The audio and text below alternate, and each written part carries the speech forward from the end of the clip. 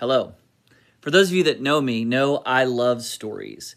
Stories have a way of communicating truth and telling us things we need to know about life. Well, I'm standing here in my office today, and I want to pan around and show you how and where I work and find a lot of these stories.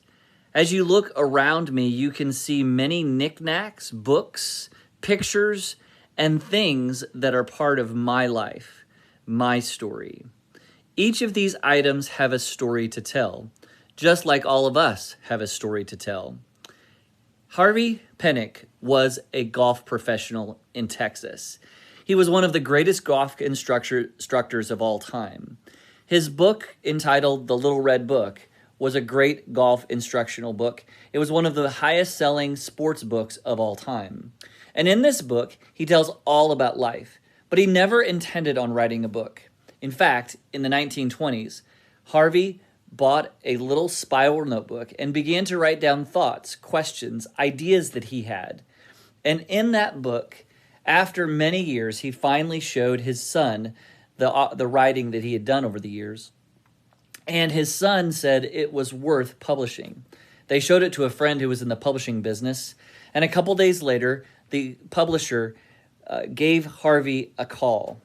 And he said, Simon & Schuster would like to have offer a $90,000 advance for your book.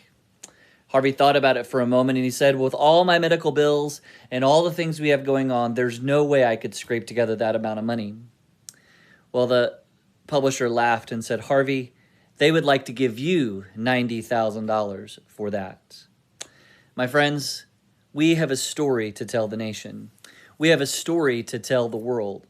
A story not about golf or about medical bills or advancements on these things. We have a story to tell of a great God who loves and cares and has created a wonderful world. I invite you to tell your story. And the way we tell our stories is by thinking about the positive things in life. I want to read for you from Philippians chapter 4. As we've been going through this week, we found ourselves in Philippians. And in this book, in chapter 4, verse 8, it has a wonderful reminder to us. He says, finally, brothers and sisters, whatever is true, whatever is noble, whatever is right, whatever is pure, whatever is lovely, whatever is admirable, if there is anything excellent or praiseworthy, think on these things. My friends, I hope that you will think about the positive and the wonderful and the graceful things that are in your life today. And I hope that you will tell others your story of amazing grace.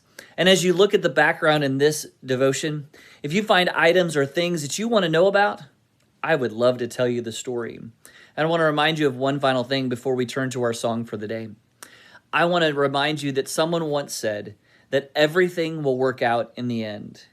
If it's not working out, it's not the end. I invite you to listen to this song by Roger Smith. We've a story to tell the nations. We've a story to tell to the nations that shall turn their hearts to the right.